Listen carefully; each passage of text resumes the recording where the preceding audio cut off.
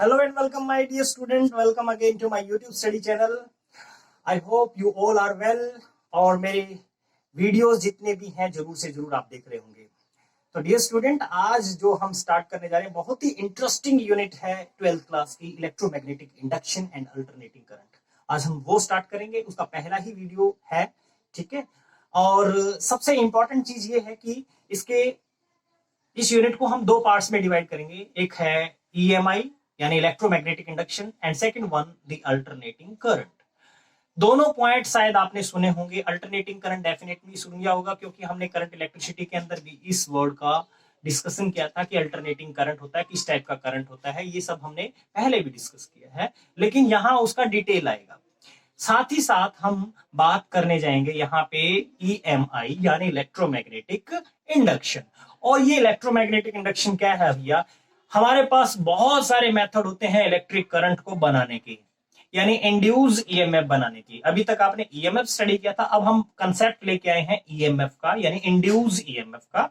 और induce EMF किस तरीके से प्रोड्यूस करेंगे वो सारे मेथड हम यहां जानने की कोशिश करेंगे. और यही है इलेक्ट्रोमैग्नेटिक इंडक्शन. इलेक्ट्रोमैग्नेटिक इंडक्शन के अंदर हम जैसे आपने इलेक्ट्रिक फ्लक्स स्टडी किया था वैसे ही यहाँ पे कंसेप्ट है मैग्नेटिक फ्लक्स का. सो मैग्नेटिक फ्लक्स अगर विद रिस्पेक्ट टू टाइम हम चेंज करते हैं तो वो इंड्यूस EMF को प्रोड्यूस कर सकती है. और यही मेथड जो है, यही जो प्रोसेस है, इसी को हम बोलते हैं electromagnetic induction.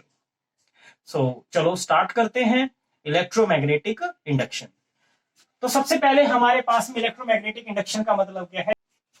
So in this way, the branch of physics which deals with study of inducing EMF by changing magnetic flux with respect to time. ठीक है, यानी एक ऐसी ब्रांच फिजिक्स की जिसमें हम मैग्नेटिक फ्लक्स को with respect to time change करके क्या करेंगे, इंड्यूसिंग EMF जनरेट करेंगे. ठीक है, इंड्यूस EMF बनाएंगे. इंड्यूस EMF का मतलब आपने करंट ही बना लिया. ठीक है, तो हम इसमें सबसे पहली जो टर्म है, अभी देखो ये ब्रांच पूरी की पूरी, इसके अंदर हम जो भी स्टडी करेंगे वो टोटली क्या है, EMF को किस तरीके से इंड्यूस किया जा सकता है, वेरियस मेथड हम स्टडी करने वाले हैं. ठीक है, अपने आप में इंटरेस्टिंग हो जाता है. इसमें जरूरी नहीं कि आप जो है अभी तक जितने मेथड आप जानते हो, चाहे वो विंड से डायनेमो की टरबाइन को रोटेट करके और वो इस तरीके से करंट बनाना हो, ठीक है, या फिर ब्लोइंग वाटर से हो, या फिर जो भी आप मेथड जानते हो, उन मेथड से हटके मेथड होंगे.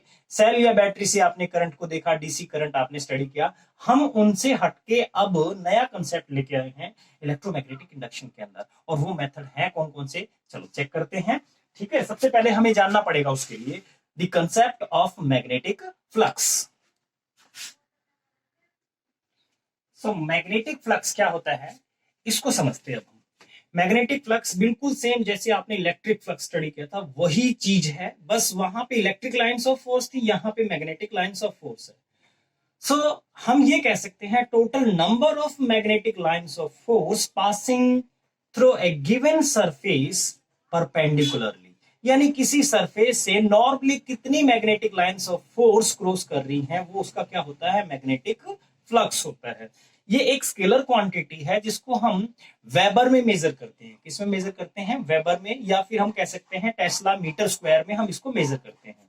ठीक है, इसके जो डायमेंशंस है वो M1 L2 T-2 A-1 है.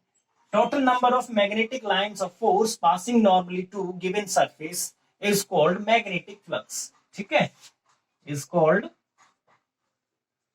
Magnetic flux.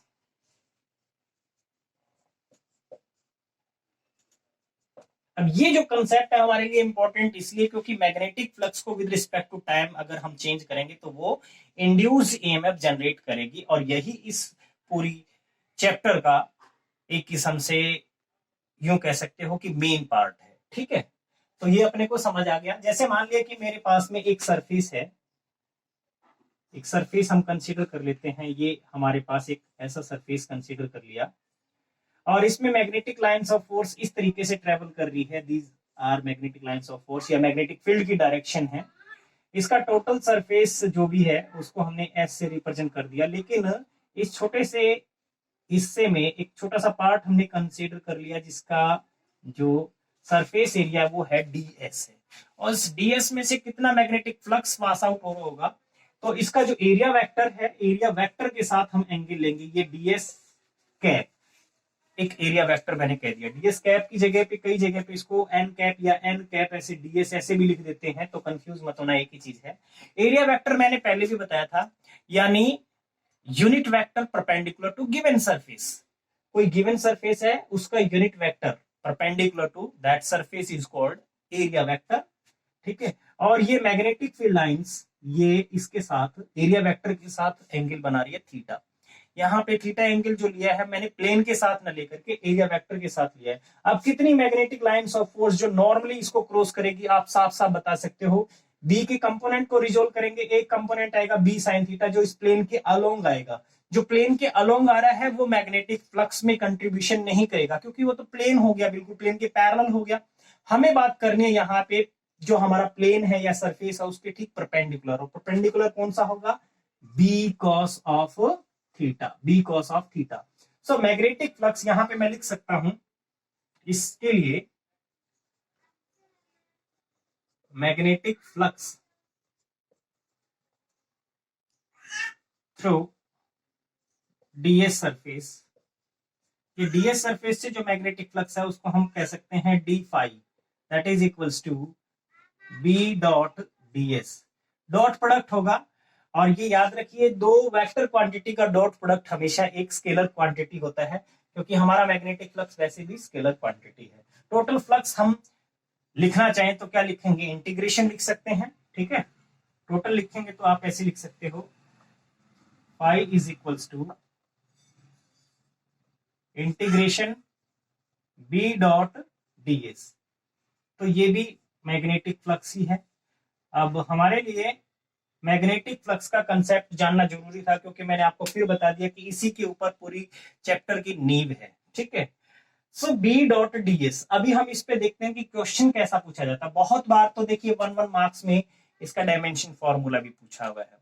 ठीक है, बहुत सारे स्टेट बोर्ड में डायरेक्ट डेफिनेशन पूछ लेते हैं मैग्नेटिक फ्लक्स क्या है। ठीक है, और अभी हम इस पे एक क्वेश्चन भी करके देख लेते हैं, जो क्वेश्चन हमसे नॉर्मली पूछा जाता है। ठीक है, कैसे पूछते हैं वो, जैसे ये जो फॉर्मूला है, इस फॉर्मूले के अकॉर्डिंग अपने को क्वेश्चन दे सकता है कि मैग्नेटिक फील्ड इतना है, एरिया वेक्टर इतना है, और उस सरफेस का हमें क्या कैलकुलेट करना है, मैग्नेटिक फ्लक्स कैलकुलेट करना है। Let's suppose B is equals to दे रखा उसने 2i cap plus 4j cap minus 3k cap.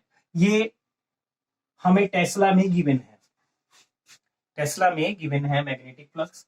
And area vector let's suppose which is s is equals to i cap minus 2j cap minus 2k cap हमें given है। याद रहे magnetic flux can be positive negative zero. ठीक है, यहां लिख देता हूं magnetic flux can be positive